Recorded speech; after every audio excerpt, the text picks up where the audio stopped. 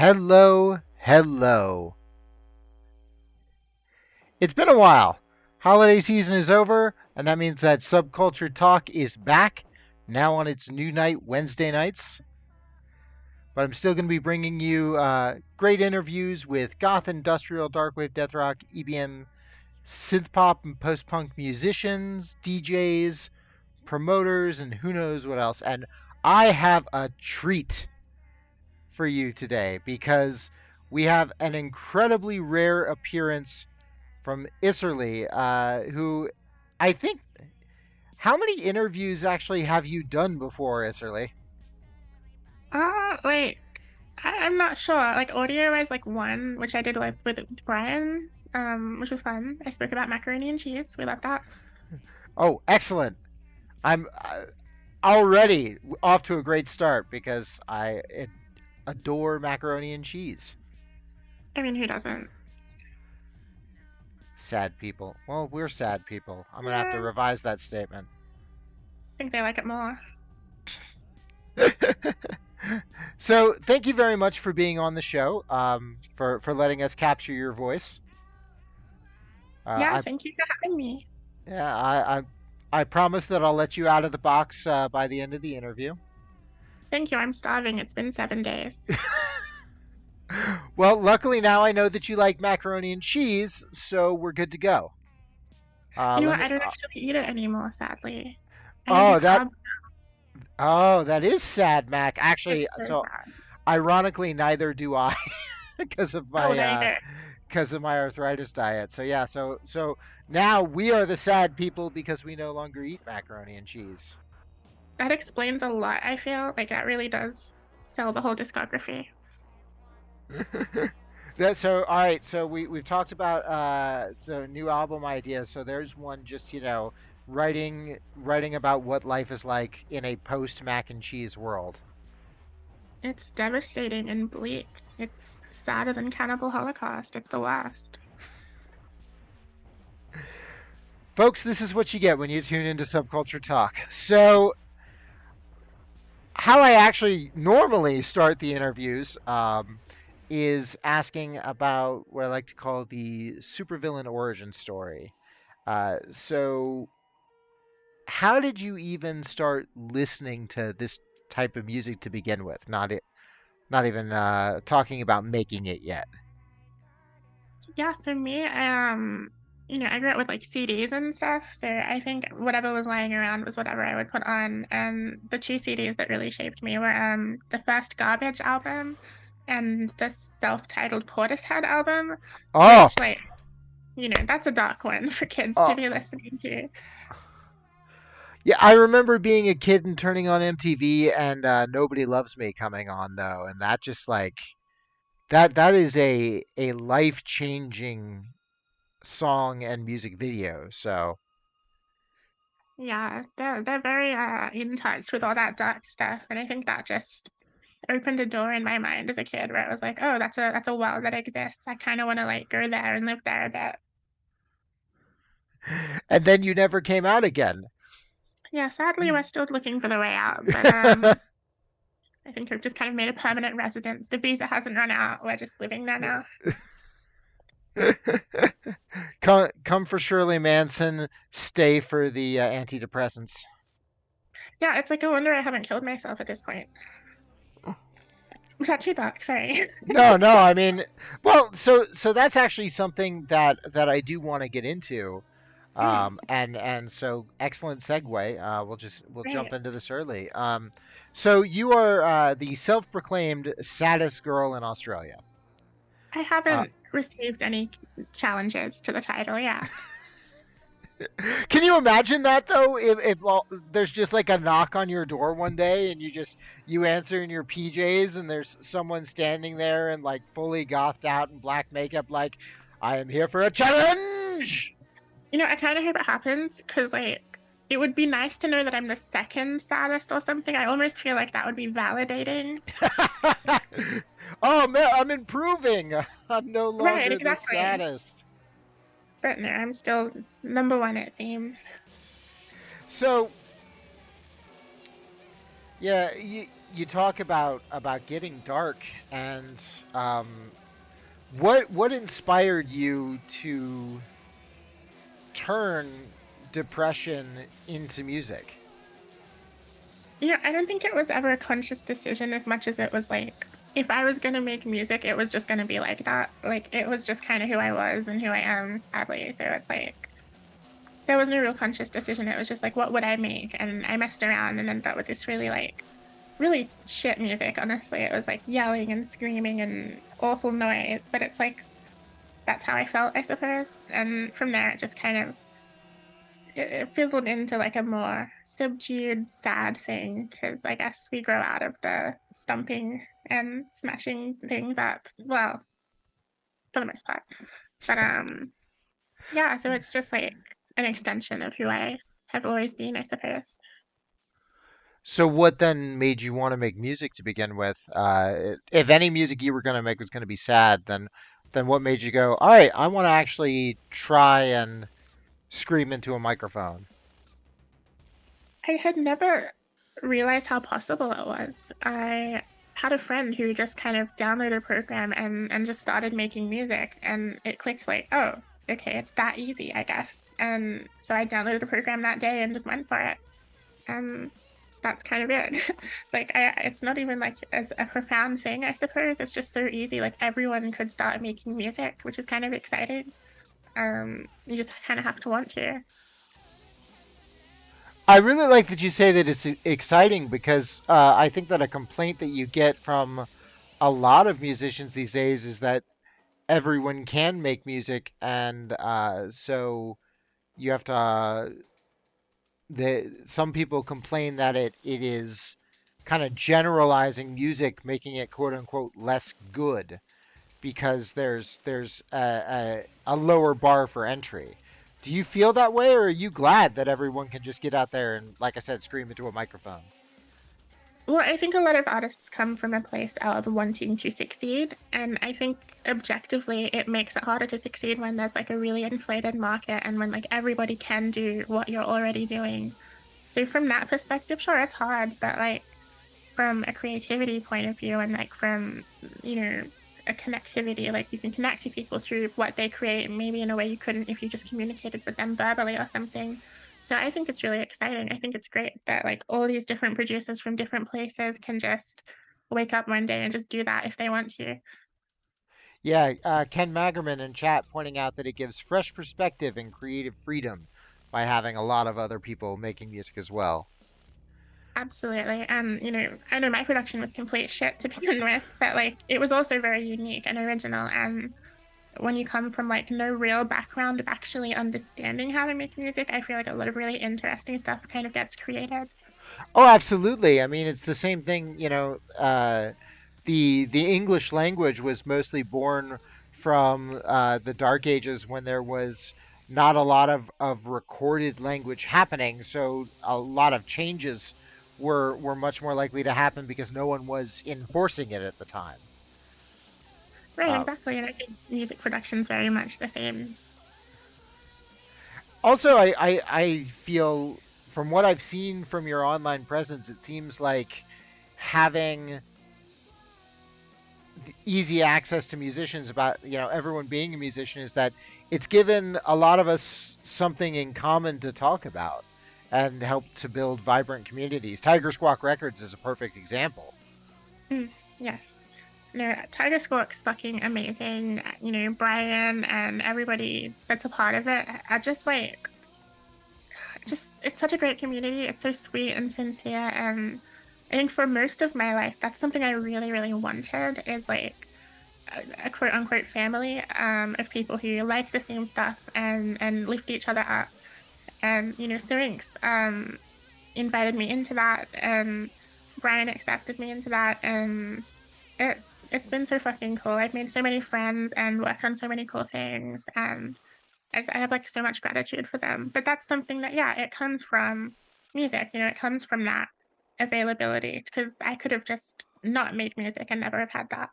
So Yeah. it's something I'm very grateful for. Actually, Syrinx is also the guy that I think reconnected me with Brian, and made me aware of Tiger Squawk Records, and then made me aware of your music through Tiger Squawk Records. I think I joined the bandwagon. I want to say Sad Girls Club Volume 3 with Right. Symmetrical was the first track I got into, first one I played. Oh, cool. Yeah, Sphinx is amazing. He's just one of the like nicest people on the planet. Like he's such a saint. There's like not enough words to say how great he has been to just everybody that knows him. Love him. So good. So it's interesting that we're talking about the uplifting aspect of the music business, and yet we're all gathered together to make sad music. So I don't know. Is it reductive to say that we're just a bunch of sad bastards that are lucky to have each other through the music that we make to deal with our sad bastard nature? I just think it's accurate. I think that's fine. It's like I don't feel like a lot of people make this kind of music without having something fundamentally broken. But like you can use that and make something cool with it. And I think that's like what we're all doing. And like that's kind of like the best outcome. Like if you're gonna live with this stuff anyway, like you can create something cool and meet people with similar things. So I think that's really cool. So something that I've talked with other artists about. Do you find that making music, like digging really deep into your own depression, your own suicidal thoughts, does it make it better or worse, or does it depend? I don't think it's either for me. It's like it just is what it is, and I just reflect it. I don't really get sad about being sad, and I don't really get um it doesn't like my own stuff just doesn't affect me, I suppose. So it's more like a journal entry for me. Like it just kind of is so objective that I don't have any actual feelings or connections in some way to my own music. It's just like talking out loud and just happening to record it and putting it out there. Is that how it happens? Like, do you actually sit down and write lyrics, or do you just kind of talk out loud and then stop and go, okay, that sounded good, I'm keeping that one? You know what? You can definitely tell sometimes just by like reading my lyrics whether it's like I actually wrote them or whether it's like just a completely ad-libbed thing that I made rhyme. Um, like 80% of the time it's probably ad-libbed and I just make it rhyme later. So yeah, it's a very like abrasive process for me because I just don't really like to put thought into it. I like to just kind of see what happens and roll with it. Is that what you do musically as well, or does that like do you Yeah. just kind of so Yeah, I yeah, don't like walk me through the process. All right, how do you start an Isserley song?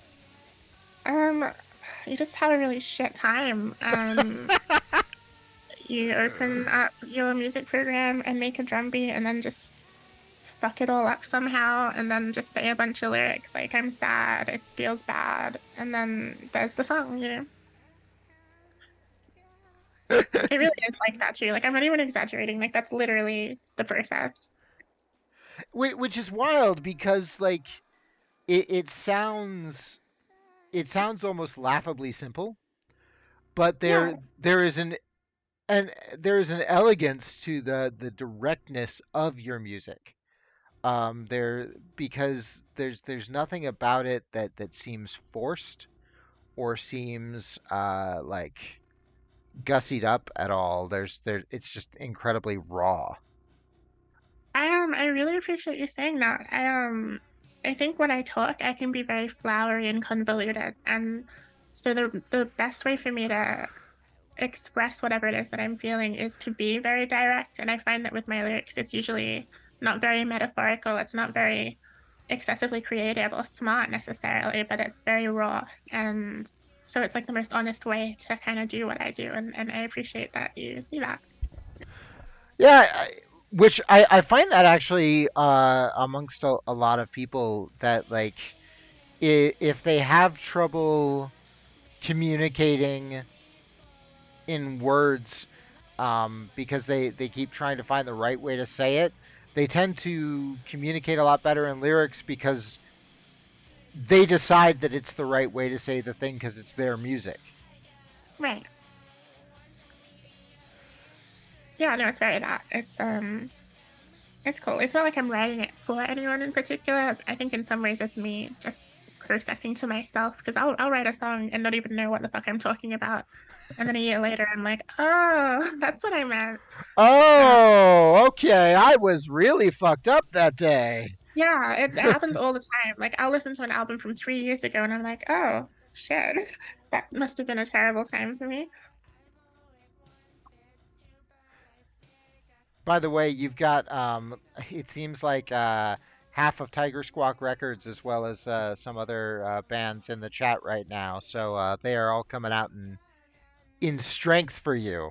I thought you'd like to Oh, know.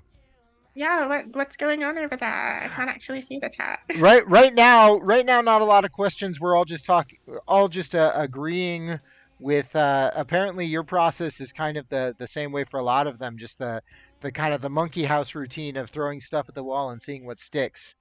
Um, and also talking about how much they love the people you've mentioned, as well as Psy of science fiction, Oh, sorry. because apparently Psy is the other one that introduced you to or introduced your music to a lot of them. Sai is like we were talking about this during the sound check, but Sai is just so fucking lovely. Like he's just so sweet. Like people like Syrinx and Sai, just a lot of the people in Tiger Squawk just happen to be just like the most genuine, sincerely sweet people that I have ever met. It's so crazy because we're all making this fucked up music. So it's like Do you I just think it love was? them all. Do you think it was weird for any of the fans of your music that are used to mostly songs about like depression and death and suicide, and all of a sudden you wrote a song about Magic the Gathering with Psy? I feel like it makes sense to me. Like, if I imagine what I was like, I would definitely think I was a mono black Magic the Gathering player. Like, I would definitely think that. So I hope not, but like, it's a fun song either way. But I'm Oh, it pretty sure absolutely. it lines up. See, now I want to know what everyone who plays Magic the Gathering what their deck focus is. I never got into Magic. Played other games, but not that one. But if there are any Magic the Gathering players in chat, what do you play? Let's make a new song about which does bring me to I think I told you that I had a an offer for a compilation for you because you and I. Oh, so Precious Ken asking did not know about the Magic the Gathering song. It's actually on a science fiction album. It's called Mono Black Deck is the name of it. And apparently there are some Mono Black players in chat as well. So you have found your people, Isserley. I can't believe it. I've finally, just all these communities, I've brought them all together to play mono black against each other. Everyone's gonna have to wear. Oh, As long as there's no blue control decks, I'll play against you all. so apparently Ken Magerman's a black red. So we'll Okay, we'll black we'll red's allow good. that. We'll allow that. I'll admit, since writing Mono Black, I actually have started doing black red myself. So I'm Okay. I'm totally off brand, but I do like the black red. See, I guess I'm just gonna have to get my husband to teach me Magic the Gathering because he's a big Magic player, but I never have been. It's And really good. we'll just make a big Subculture Shock Magic the Gathering tournament. We'll do it That on. would be so fun. Oh yeah, no, we'll like find a way to do it on Twitch, and we'll go crazy. It'll be nuts. Will sign me up. I'm doing it. All right, all right. Signed up for the tournament that doesn't exist yet. We got it. What's it gonna be called? Like, it's gonna have like a funny name, I feel. Yeah, I don't know if I don't know if there's a way to get like so when I did my Tiger Squawk Records set, I called it Subculture Squawk, but nothing is coming to That's mind good. immediately with Yeah. Magic the Gathering. So we'll have to workshop that one, but Uh, we've got time because I don't even know when this is gonna happen. true, true. That that is a thing though that actually I do think you pointed out that there's a connection between like your feelings and the mono black deck and that that makes me realize that a lot of goth there's a lot of like gatekeeping on the seriousness of goth industrial sometimes, which is really ridiculous to me because we're all a bunch of nerds. Right. That's true. Yeah, like you and I. So the compilation that I was talking about, you and I talked about Pokemon during the Subculture Shock best of, Love and Pokemon. yeah. So that's the other thing that I found out, that apparently just a lot of industrial artists, especially like Brian and Sai and Grab Your Face, are all into Pokemon, and I just, as you know, got into Pokemon with the new game so I could play it with my husband, and I've actually got my Mimikyu hanging out with me right now on camera. Um, so we Grab Your Face and I started the idea of writing an industrial compilation about shitty Pokemon. Shitty Pokemon. Yeah, like the ones that never get added into anyone's party. Oh. I feel like a lot of my favorites are shitty Pokemon in that was like Sandra That is my favorite Pokemon. Yeah, and that's kind of where this idea came up, is that even if they're ones that don't get added into to lists very often, like they're usually just adorable though. They are. Uh-oh. Apparently Ken Magerman is telling us to leave Snorlax alone. So I guess Amaranth is writing the Snorlax song. They can have it. There we go. Oh, is I think Snorlax is great. He's like probably got some of the most like Pokemon plushie merchandise. Like people love like a big Snorlax beanbag or whatever. Love Snorlax. Yeah, there's actually a giant Snorlax in this house somewhere. See, there you go. He's Yep. totally not shitty. Uh, all right, so Snorlax is safe. He deserves to be safe. He just wants to sleep. Like, let him. Snorlax speaks for us all. He really does. Did you think that you were going to be talking about Pokemon this much during this interview? No, but I had secretly hoped for it. I was kind of like, it's always a good time for Pokemon. Absolutely. I actually just finished the game today, so it was fresh on my mind. Which one was that? Scarlet Violet. I was playing Violet. Okay. Right. I think the last one I played was the Switch. It was I want to say Sun Moon. I think it Okay, was. yeah. Yeah, cuz I didn't play Sun Moon. I tried to play Sword Shield, but it was bad. Um, but then Maybe it was Sword Shield. yeah, I couldn't do that one. Was not a fan of that, but then this one hooked me, and I highly recommend it. I It don't have my is. Switch anymore. Yeah, Aw. All I right, miss Pokemon. let's start the get Isserley a Switch fund so that she can play I Pokemon. well, I gave it away to my friend. So maybe I'll just take it back. All right, sorry. Takes backsies. There's a new Pokemon Yeah, out. You can have it seems back in a few mine. weeks when I'm done with it. Yeah, truly. Need I to see you gotta soon. catch them all. Which can take a really long time. It can. Nintendo Switcherly is I think that's gonna be an album. that well, you can thank June Limiter in chat for that one, because Oh, that he, is he's got that a was good brain. good brain. The only good brain in chat right now, because we're all sad brained. Blessed be.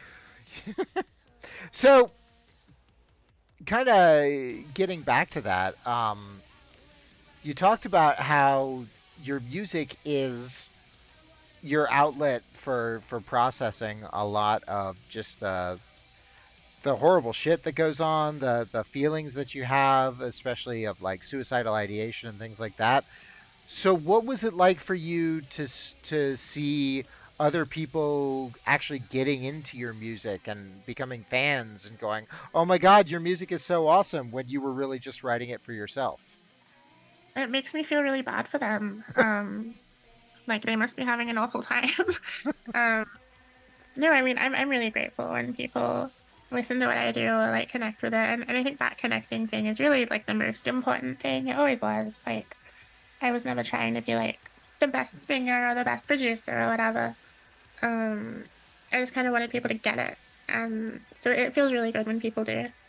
Like that's pretty much the most like satisfying outcome for making music is when people are like, "Oh, resonates, or like I get it, or the vibes are like exactly how I am or whatever. It always feels good. Yeah, it sounds like it's kind of bittersweet. It's like, oh, is the first thing that you say when someone's like, "Oh, I love your new album." Like, I'm sorry. It kind of is, yeah. It's like I'm grateful and I love it, but it's also like, oh, honey, you must be in the same boat. This is a bad boat. You, It's sinking yeah, so quickly. get out of this boat. Yeah, Get in a better boat. go and listen to the gothsicles. Cheer up, you know?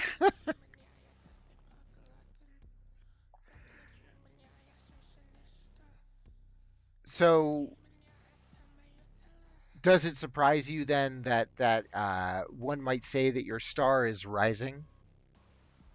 What does that mean? My star is rising. Well, think about it. All right, like when you started making this music, when you like because you said that your initial reason to do it was just you never thought it was possible to do before, so you just decided to give it a try. Imagine going back to that Isserley and being like, "Hey, guess what? Um, there's this internet radio show, and of the hundreds of people that voted for the thousands of songs available, your song made it number 4, 2 years in a row." That's how many people are listening to and are getting involved with your music and are really enjoying your music. Like, could you imagine your older self just coming back from the future and telling you that? Well, I think she'd be surprised she didn't kill herself at like 17. So she'd be like over the moon that I found a will to live, honestly. Um, but then second to that, yeah, she'd be pretty happy. Um, like I said before, it's like all that connection and stuff. And I feel like my stuff's not very accessible. It's not something you could really show anyone and guarantee they would like it. So I feel like when people do like it, it usually does come from something a little deeper than just like, oh, the music's cool or whatever. Um, and I think knowing that at an earlier age, like knowing that that's something I was capable of, I think that would have done a lot for me. That's a really good point, actually, is that, the less accessible your music is, the more it really must matter when someone's like, this is amazing. Absolutely. Because like I have like no delusions about my music. Like a lot of it is very, very inaccessible. It's very specific and dark and I like that. I wouldn't change that because I like doing what I do. But yeah, it's definitely not for everybody. So it's really nice when it does get some kind of recognition or it does get some kind of like attention or when someone says something nice about it. My favorite thing in the world is like reviews or like comments on like Bandcamp and shit where like people like talk about the album or what it meant to them or like how they feel about it. That stuff just like does everything for me. Because a lot of the time as an artist, when people like stream or download or buy your music, it's really cool when they do that, but it's like you don't know what it means. Like it doesn't like it gives you a lot to look at and feel good about, but it's not like personal. And so when I Right. see like that personal meaning written out somewhere or something, that always really touches me. And you just hope that maybe you and they both get out of this funk. I feel like it's just like I don't know, it's kind of permanent. I feel, but I'm okay with that. But I hope everyone else gets off the Titanic. You're just going to play the violin? Yeah, very like just waiting for the iceberg to kill me. Well, there's another lyric right there. You're good to I go. should do a Titanic song. I should. Yeah. So, question from chat. Yeah. What do you think about your old Girl Flesh stuff? Because was not your first project. Girl Flesh was. So, do you still do you hold that music in regard, or do you look back at it as like, oh man, I'm glad I'm not doing that anymore? Well, so that project was maybe my third project. Okay. Um, I I guess I do kind of like when you're getting into music, it sounds really shit. And the further you go, the more you start to distance yourself from what you consider to be like worse music. And so you're like, well, okay, I'm gonna start again. I'll change my name. We'll do the whole thing. Um, and I think Italy is where I stuck. Like that's where I was like, you know what, I'm happy with what I'm doing, and I'll stay here from now on. But the music itself, it's regardless of the name, it really kind of is just all the same thing. Like whatever I was called at the time, I would have made it all the same. And a lot of those songs have come back in like new forms and stuff, and a lot of the stuff that hasn't probably will.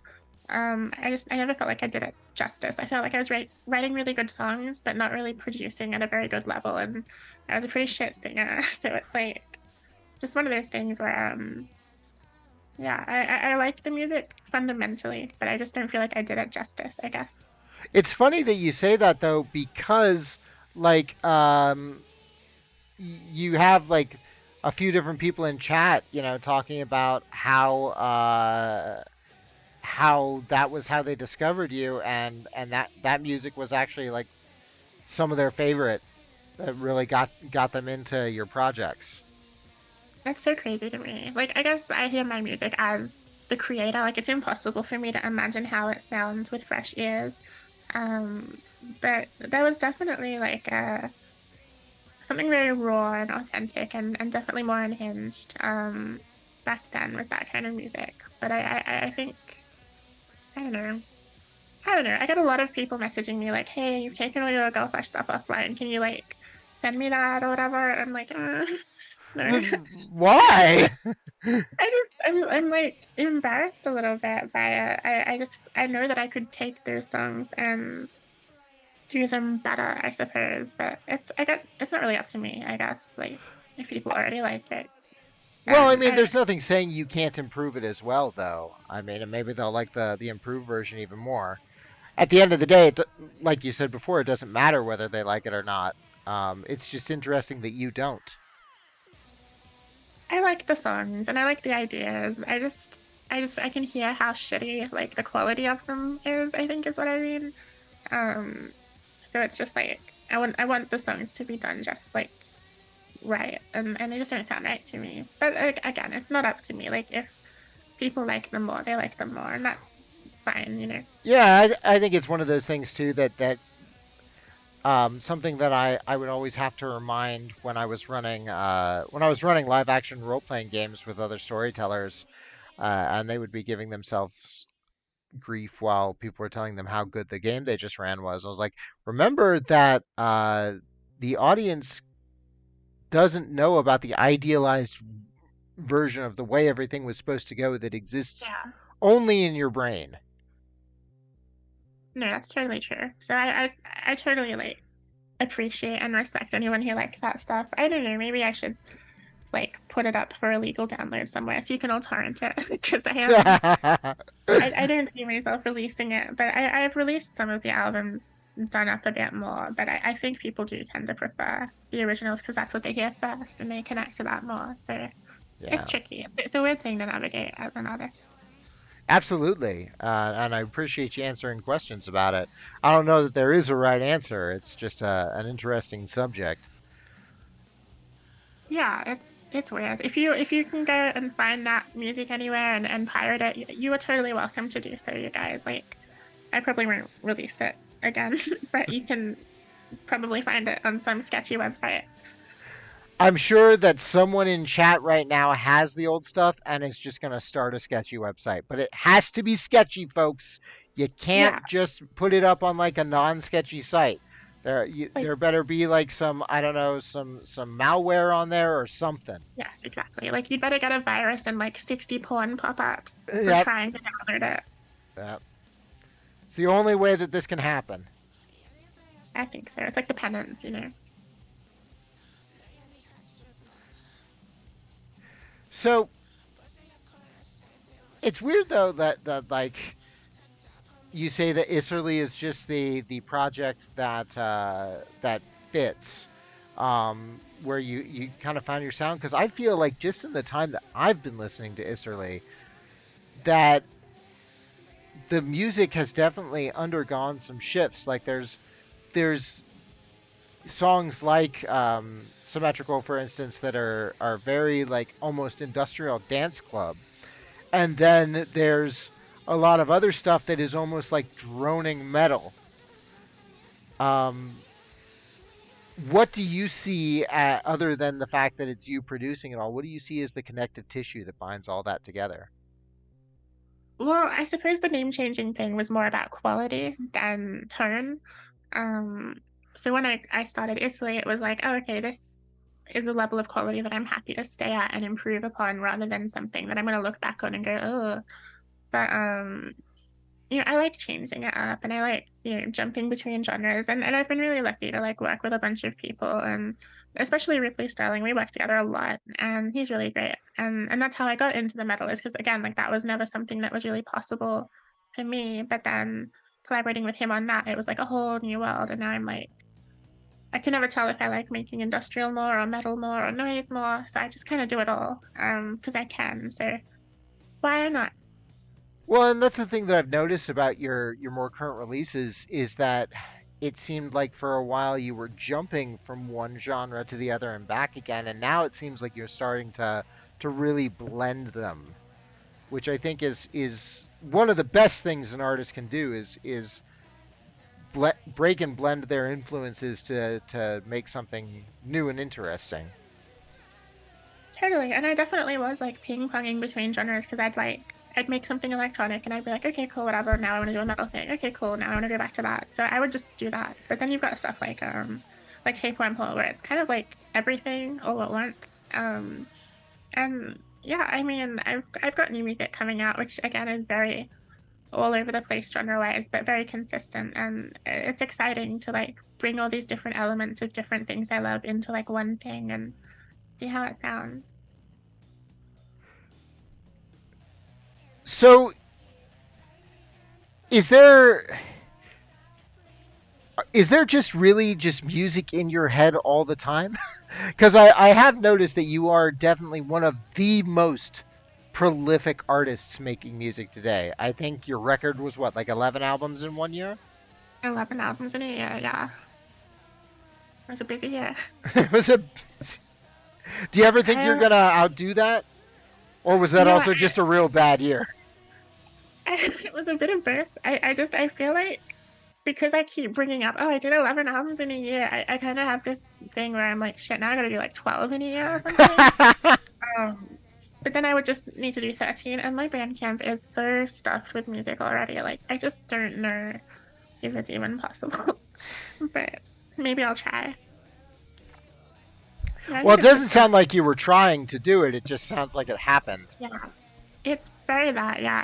I like I'm always working on something because I like to. It's fun, but it's also rewarding. It's something I can do that distracts me, but it's also something that has meaning and something I can put out there and say like mattered in some respect. So I'm constantly working on something no matter what. And so I guess yeah, that year it was 11 albums. And I think last year I think I released 2 albums and Hmm. a single, I think. I don't even know what the fuck I've done. I don't know anymore. It's so much.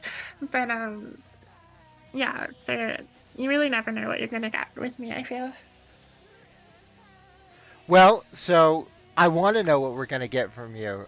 You said that you're working on releasing new music soon. So what is in the pipeline for Isserley? Okay. Um, well, I have a new single coming out very, very soon. I don't want to say too much because it is so soon that that will be coming out, but it's really good. I'm very proud of it. And that'll be fun. And then I'm also working on a few movie soundtracks at the moment, which is really cool. Really? Um, Is this something you've done before? it is. I've done music for games, movies, all sorts of things. I love to score stuff like that for sure. Sorry, I'm 12. You said you What did I loved to. say? You said you loved to score, and I just, Oh, um, yeah. What did I yeah, say? and my brain immediately goes to sex because I'm 12. It's So fine. I'm 12 too. that That's we're all 12. But anyway, so you're making what? How is making scores different from making just an Isserley album? there's no me in it for starters, which is kind of great. Like you're making something essentially for someone else, and their vision, but it's really fun to like watch something and see how you would interpret that. And it's definitely something I take much more like professionally. I take it much more seriously because it isn't for me. It's like someone else's project. So it's really fun to see what I come up with. especially because I usually work in like, horror and like gore and all the crazy Hmm. shit. So I love doing that. See, so I would actually I'm gonna admit my ignorance here. I wasn't even aware of your film career, so to speak. So I would be interested in checking out some of the movies that you've already scored, and definitely once you release others, I'd like to know about that as well. Um, I'm always looking for background music, so send instrumental stuff my way too. But Oh yeah, yeah, so like when this gets posted to YouTube, please put that information in the comments so people can see it because I'd love to check these films out. totally. I'll send you a little care package of Woo! Isserley media as well. Woo! Yeah! I hope. Well, you might hate them. You never know. It, statistics are on your side. History is on your side. I like your music, so it's neat too because it's almost my birthday. So you can just say it's my birthday present. Say you were planning When's to do it all along. when's yours? Mine's coming up also. February 23rd. Oh, okay. I'm 27th of this month. So Oh, there we go. mhm, A month mine's apart. sooner. Yep, yep. That just means you're older. I don't think that's how it works. Because It is now. if you say so, Pat, I so say. it's you know what? I don't often pull this card, but it's my show. I get to decide how Uh, reality works, all right? well, I'm pretty sure we had just decided we were 12, so we're actually the same age, it seems. But you're 12 and a month older than me. Right. You got me there. I do. I do. Look at that. Logic, impeccable logic. I don't do math. That's like the one thing I don't do. So it's probably correct. I don't know. So you're not the Mathis girl in Australia. No, definitely not. I don't even know I don't know my times tables. I don't know shit. All right. So what we need now is like the Isserley Schoolhouse Rock album, where Oh, where you make learning fun. see, I just don't think it would be that fun. I think it would be like, I don't know. It'd be like the Count from Sesame Street, but instead of counting bats, he just like throws himself off a cliff, but sings on the way down. No, but that's great because you're counting like the number of feet away from the ground, and it keeps getting smaller and smaller. Like you're counting backwards. But see, I'd be learning too, so I wouldn't actually know how many feet it would be. I would just count. I'll hold up a sign. Well, thank you. That's actually helpful. Yeah, I think that works out. I make learning fun. It's extremely fun when you get to die and stop learning as well. That helps. Oh, is this why I'm not a teacher anymore? Oh, so Probably. probably. Whoo! So, wow. I love how this conversation has gone like so I think that that's a good thing to bring up as we start to get kind of to the close of this because I think some people would consider this dark humor to be like a little too dark, but I think there's this paradox in your music that there's a couple of different paradoxes going on actually. One of them is that you're talking about your own depression, your own suicidal tendencies, but as you said, you don't even it doesn't make you sadder to do it.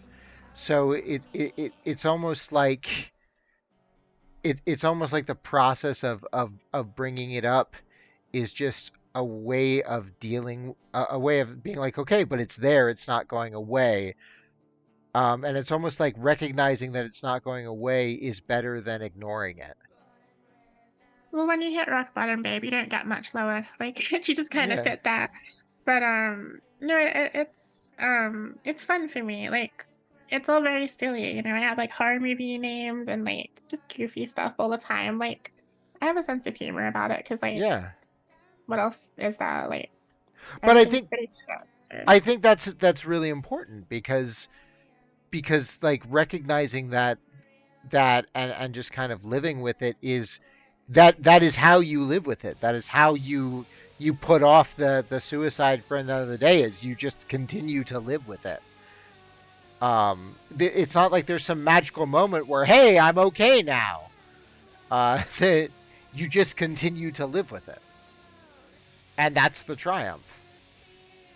That's the Oh, closest. well, triumph. I don't know. But Hey, you're still alive. I call that a. You're still alive, and you're making more music. I call that a triumph. the music's definitely a triumph. That's like, Yeah. it's nice to know that you're doing something that has like a lasting meaning. Even if no one hears it, it's out there. Maybe in 20 years, someone will, stumble Which upon it and find it. which is the second paradox that I've noticed tonight, which I think is really neat, is that there is this feeling on the one hand of it doesn't matter. It doesn't matter if other people listen. It doesn't matter if anybody likes it. I'm just writing it for me. And yet at the same time, there's this feeling of, but I put something that mattered in the world because it did matter. It mattered to me, and therefore, even though it doesn't matter, it matters. Totally. I mean, there are so many like historical figures who maybe were misunderstood at the time and were understood later. And what I do music for is to be understood, to put that part of me out there and hope that I can forge, connections and friendships and relationships out of that. And, maybe I'll die at some point and someone will find all of that and they'll totally get it. And even if I'm not around for it, I like the idea that that could happen. And so that's something that gives me a lot of hope to like keep doing music. So, at the risk of sounding cheesy, I personally find that beautiful. It's pretty neat. Yeah, I I think that's definitely like you hope that the best thing that's going to happen is that you're not going to be sad anymore, but that's not off. That's usually not how depression works. So instead, at least being like, well, at least I got something out of it. At Right. least And it's nice to like it's look nice to at. see my sorry. Yeah, no, it's your interview. I shouldn't be talking over you. Go ahead. No, please, you go. It's fine. Yeah, I was just saying, like, you can look at all the people in chat right now. Like, obviously you can't at the moment because you can't see it, but there's all these people being like, I get it. No, I agree, and feeling it like all the people that showed up to hear you talk, is that is proof that it worked, that you connected. That's really nice. Like I'll be in the chat after. I hope the chat like can I like read chats that have passed? I don't know. I'll look. But no, it's really nice because when people get it, they really do get it. They really do reach out, and that's just some of the most meaningful shit. Like I wouldn't have had a lot of what I have if I didn't do the music thing. And yeah, I'm really grateful for just everyone that supports me, everyone that gives a shit. Like I'm very reclusive. I don't talk to people. I don't really do anything, but it really reaches me every time. It really touches my heart, and I'm really grateful for it. Well, you are always welcome in our hearts and in our chat. Thank you. I love you, chat. Yeah, big heart. Yeah, you're getting a lot of like hearts and people making hearts with their hands. Like, yeah, just Very cute. I love it's that. it's cute. Yeah. So, thank you very much for joining me tonight. Thank you for having me on Subculture Shock. Yeah, woo woo woo. Like so, for those of you that are listening live, don't go anywhere because coming up next, it is time for the after party. Which is a beat match mix show. I'm going to start off by playing a track from Isserley. What's going to happen after that? Not even I know. It's just going to be going to figure out what mixes it well with it, and we'll all go from there. We'll all learn something. And Isserley might even be in chat to take any questions that I might have missed, or to just hang out. So that'll be fun. Yeah. And if you're watching or listening to a restream either on YouTube or on audio restreams, uh, now you can go check out Isserley. Where can we find your music, Isserley? Where's the best place to find it? Hell, just the fiery pits of Spotify or Bandcamp or pretty much anywhere. I think I'm just all over the place.